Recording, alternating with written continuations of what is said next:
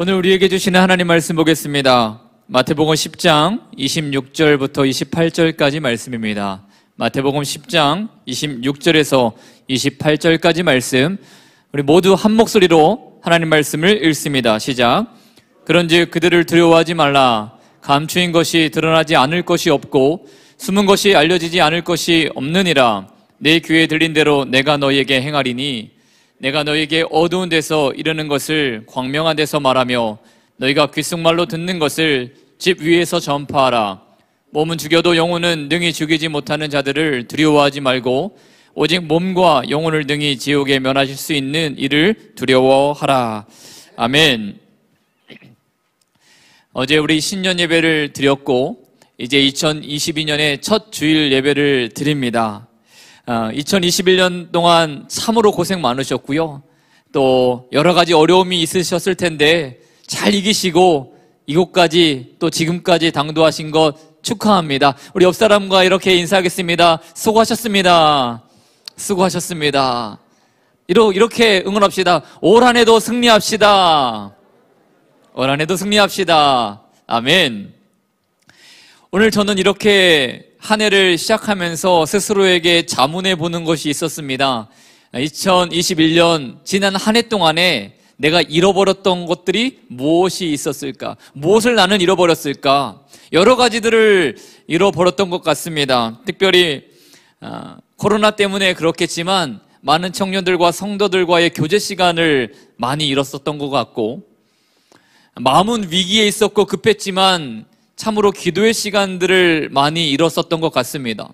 또 가까운 친족이나 우리 지인들, 이웃들과의 또 정을 나눌 수 있는 시간들도 많이 잃었는데, 그 중에서 뭘 가장 많이 잃었을까 보니까 웃음이었어요. 웃음. 정말로 즐거워서 웃는 시간들이 정말로 많이 내가 줄었구나라는 생각을 해보게 되는데, 어떤 리서치에 보니까 한국 사람이 하루에 웃는 시간이 약 90초 정도 된다고 하더라고요. 하루 웃는 시간이 90초다. 이것을 한평생으로 따져보니까 한 달이에요. 그러니까 우리가 태어나서 죽음에 이르기까지 웃는 시간이 한 달밖에 안 된다. 반면에 우리가 하루에 근심하는 시간은 3시간 정도 된다고 합니다. 3시간. 이걸 또 한평생으로 바꾸면 한 10년 정도 돼요. 하루에 90초 웃고 3시간 근심하고, 평생을 사는 동안에 한 달 웃고 10년을 근심하고, 이런 게 우리 인생이라고 말을 하니까 너무나 답답하더라고요. 왜 우리 인생이 즐겁고 행복하고 웃을 일이 많았으면 좋겠는데 왜 안 될까? 왜 안 될까? 이 리서치가 작년 거거든요. 그 전에 4년 전으로 돌아가 보니까요, 2016년 말에는 한국 사람이 하루에 120초 정도 웃었답니다. 그러니까 4년 정도 지나면서 30초가 사라졌어요. 도대체 왜 그렇게 됐을까? 경제적으로 우리가 더 어려워져서 그럴까?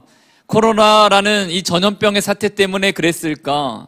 이전보다 더 복잡해지고 삶이 좀 팍팍해서 그런가? 여러 가지가 이유가 분명히 있을 것 같습니다. 그런데 가장 분명한 이 웃음을 잃어버린 근본적인 이유가 있는데, 그것은 바로 우리 안에 있었던 에덴이라는 이 에덴의 축복이 사라졌기 때문에 그렇습니다.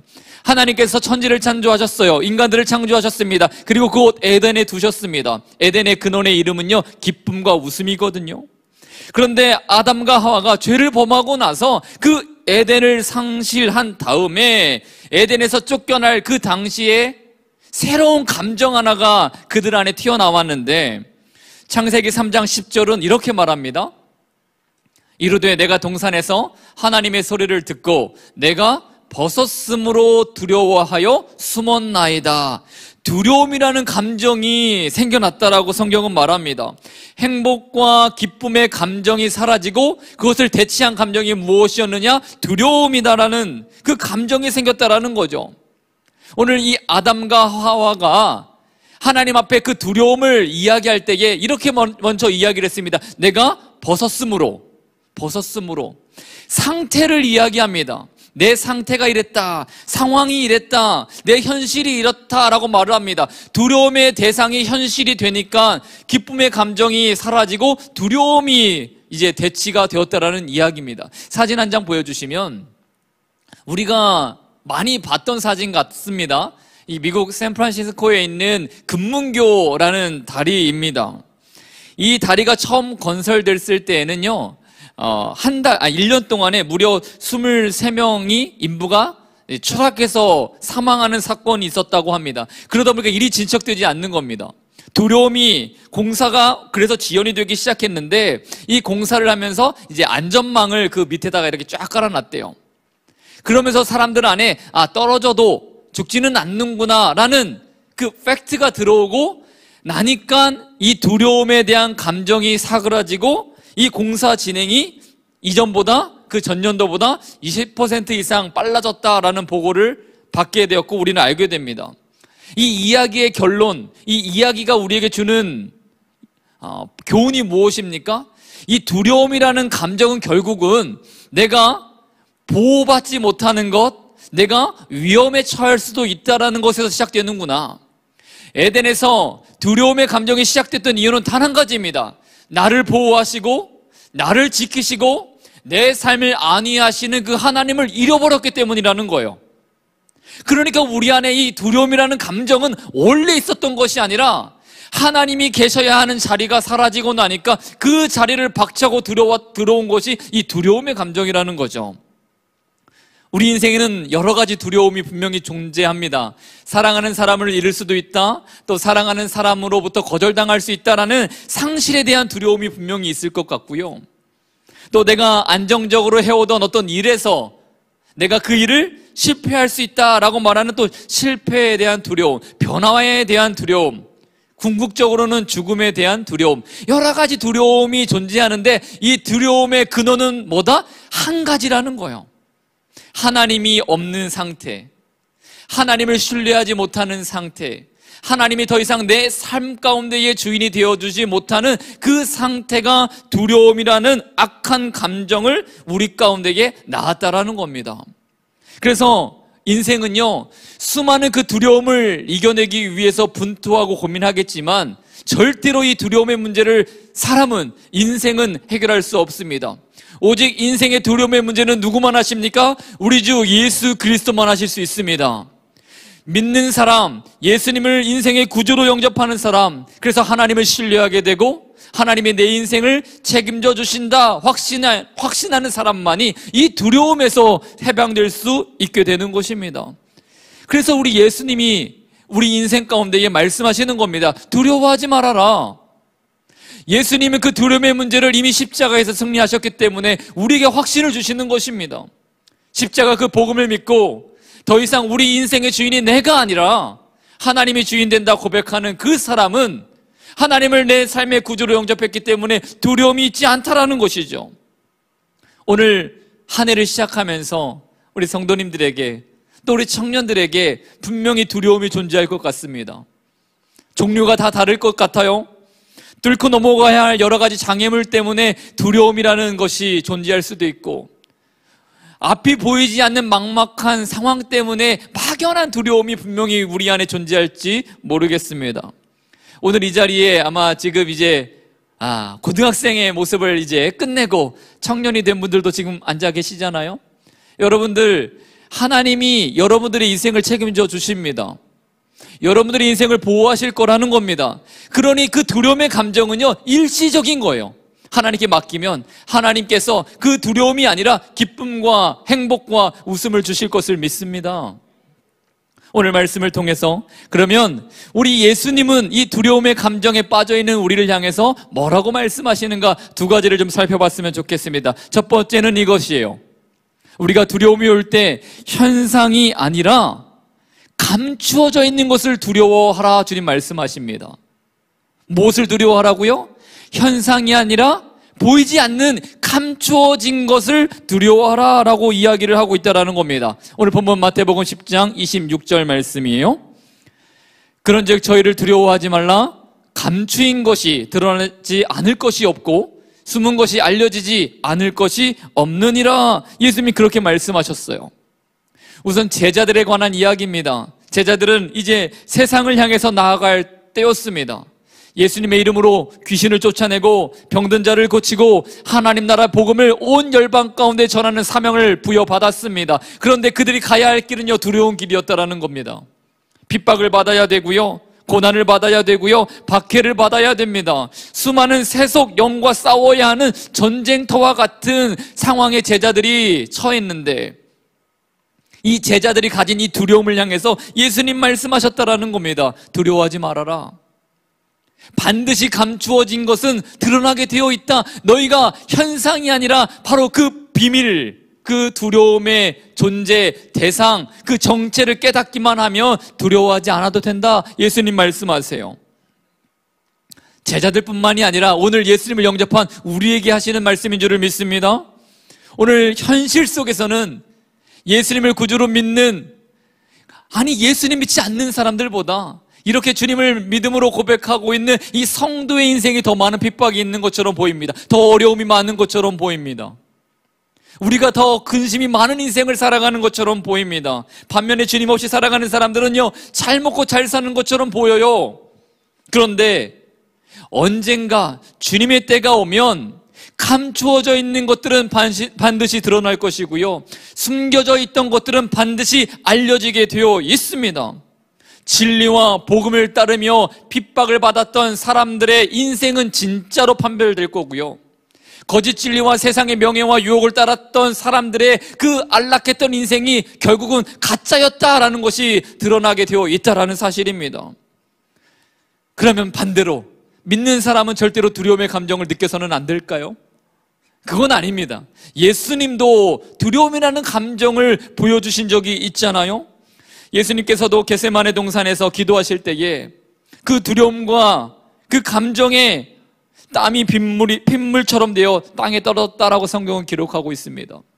하나님을 향해서 이 고난의 잔을 옮겨주셨으면 좋겠습니다 라고 예수님도 그 두려움의 감정을 우리에게 보여주신 적이 있다라는 겁니다.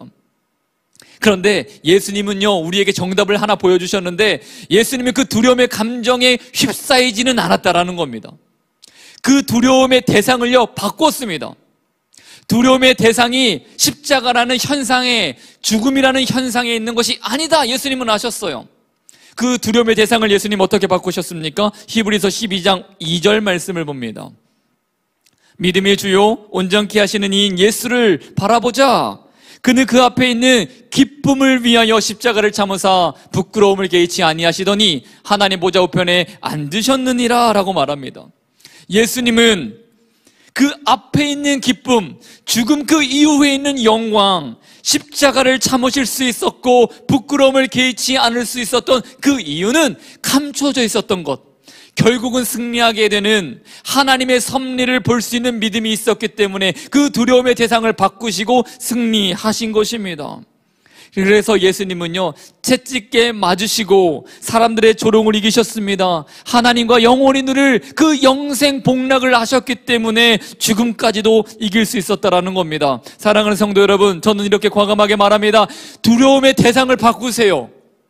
우리를 두렵게 만들고 있는 것이 무엇입니까? 그 대상을 바꾸라는 겁니다. 두려움 가운데 빠뜨리는 그 현상을 주목하지 말고 그 숨겨져 있는 하나님의 섭리를 바라볼 수 있는 믿음이 있으면 두려움에 빠지지 않습니다. 가나안 땅에 보내졌던 12명의 정탐꾼, 그 이야기 잘 아시잖아요.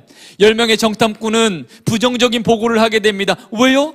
눈에 보이는 현상을 두려움의 대상으로 삼았기 때문에 그렇습니다. 그래서 저들은요, 이미 아직 주어지지 않는 미래를 걱정합니다.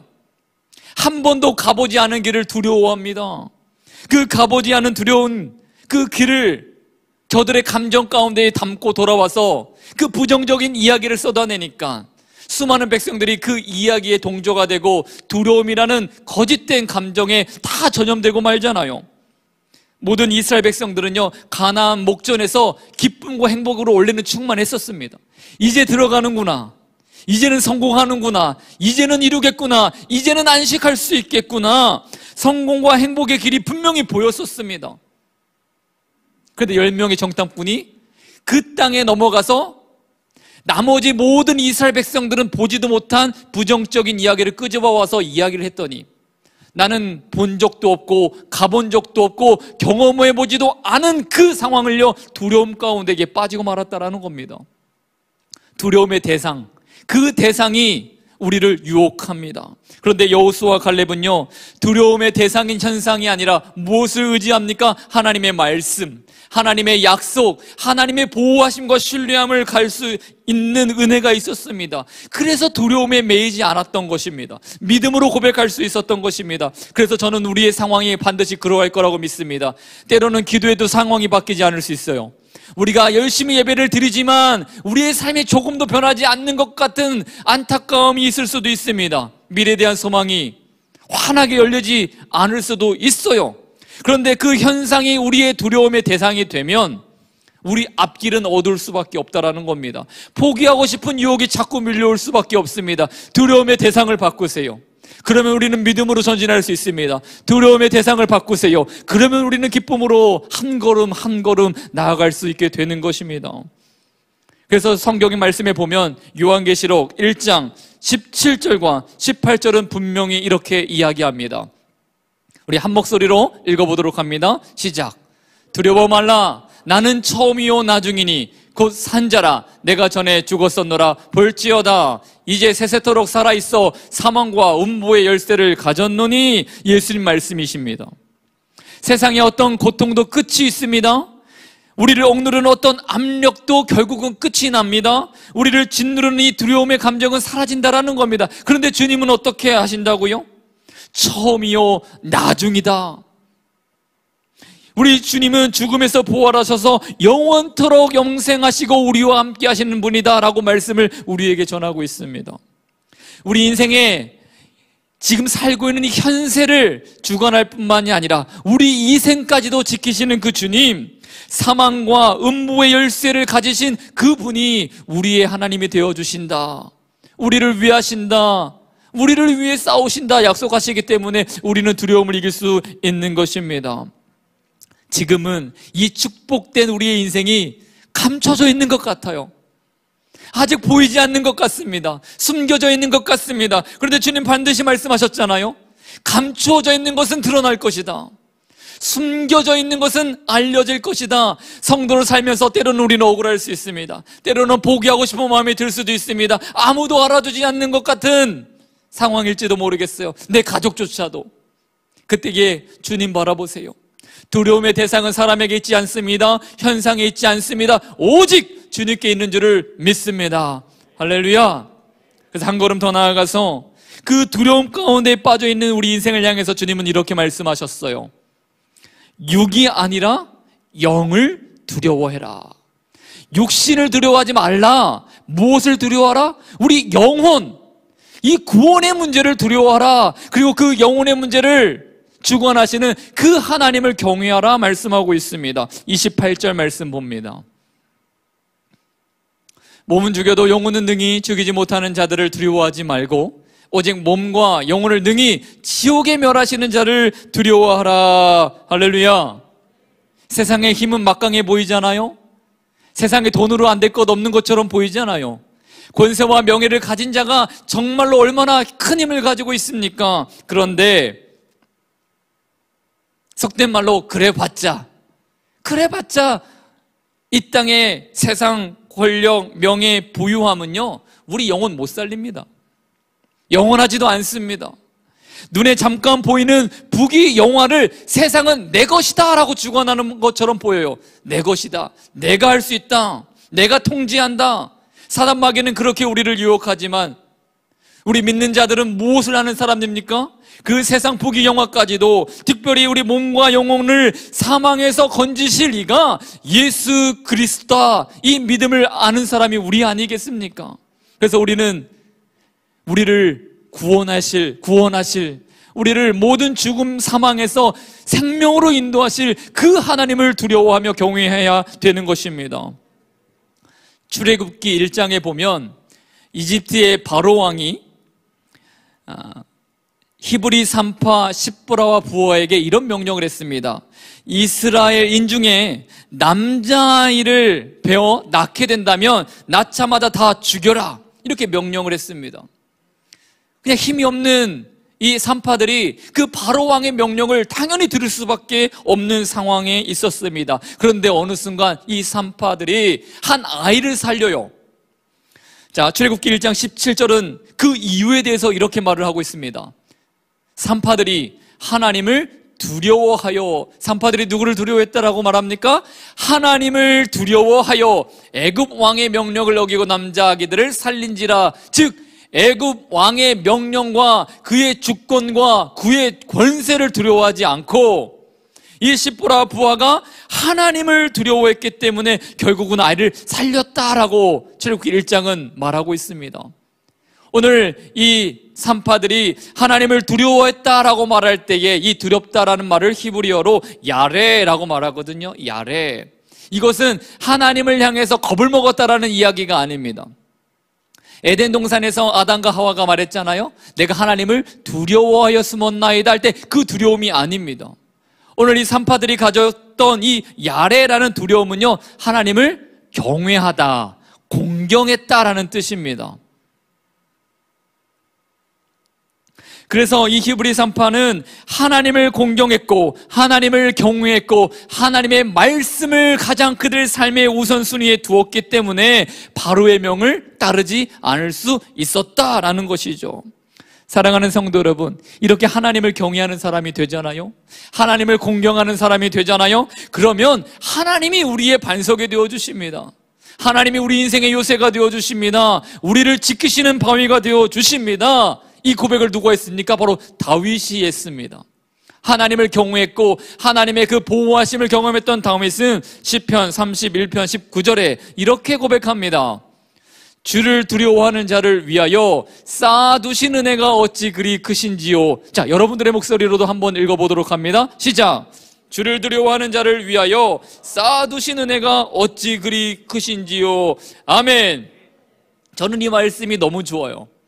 은혜를 하나님께서 그냥 주시는 것도 아니고 던져주시는 것도 아니고 하나님을 경외하는 자를 위해서 지금 하나님께서 어떻게 그 은혜를 간직하고 계시다? 쌓아두고 계신다.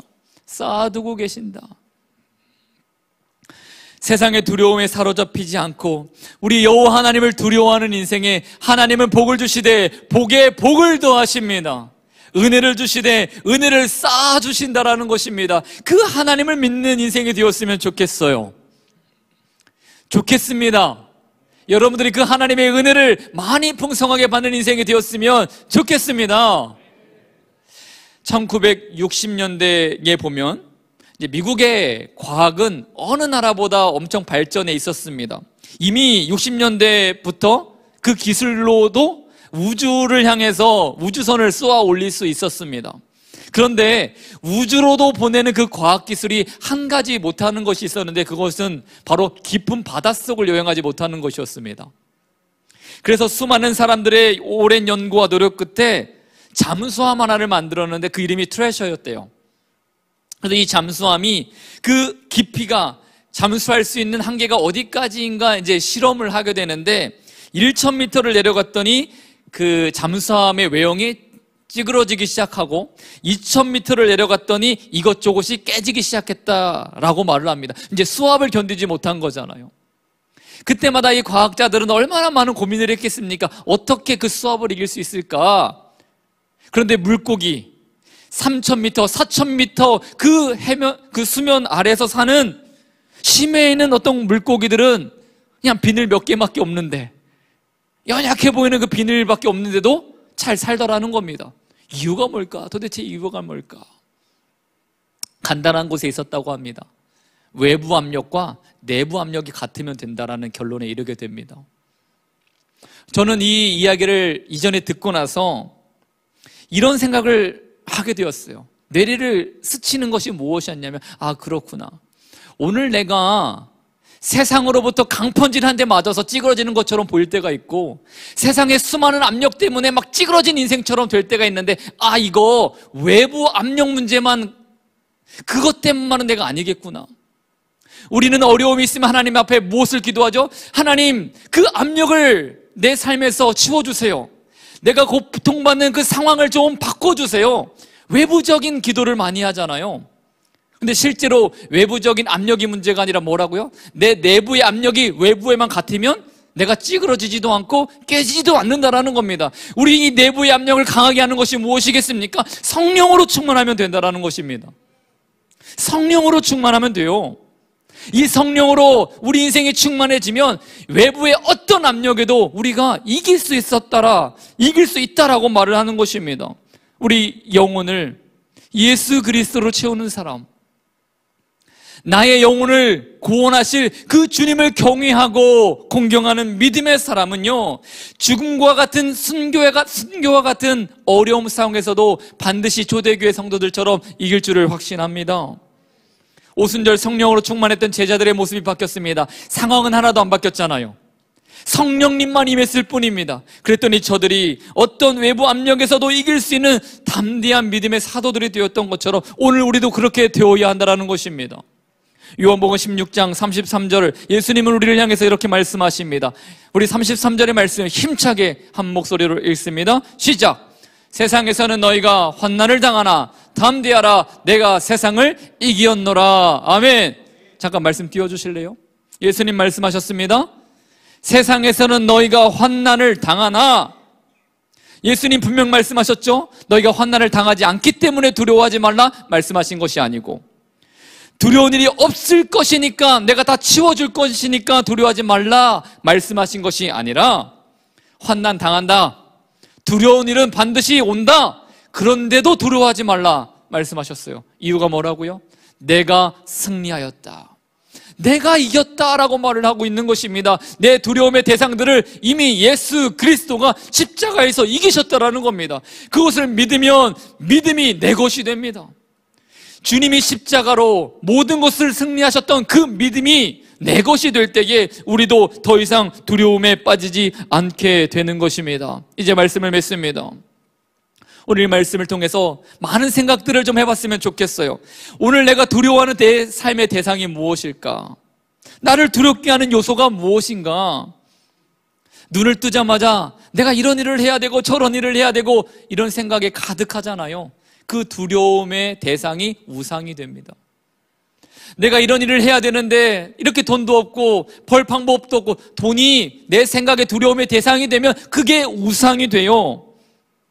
자나깨나 내 아픈 몸, 이 병든 몸, 이것이 나를 주관하게 만들어서 두려움의 대상이 되면 이게 또 우상이 됩니다. 두려움의 대상을 하나님으로부터 하나님께로 바꿔야 됩니다. 그렇게 해서 내 삶에 이 우상의 두려움을 다 지워버리고 내 두려움의 목적이 되시는 분, 내 경외의 대상이 되어주시는 분, 나를 살리시고 나를 구원으로 인도하실 그 하나님 앞에 우리 인생을 드리시기를 예수님의 이름으로 축복합니다. 반드시 감추인 것은 드러나고 숨겨져 있는 것은 알려줄 줄을 믿습니다. 이 시간 우리 결단 찬양하고 기도하는 시간을 가졌으면 좋겠는데요, 오늘 이 말씀에 기반을 두고 우리 한번 이렇게 고백했으면 좋겠습니다. 우리 마음의 염려를 벗어버리고 두려워하지 말자. 그 말씀은 우리 속에서 일어나는 것이 아니라 하나님이 주시는 감동입니다. 함께 이 시간 두려워 말라 찬양합니다.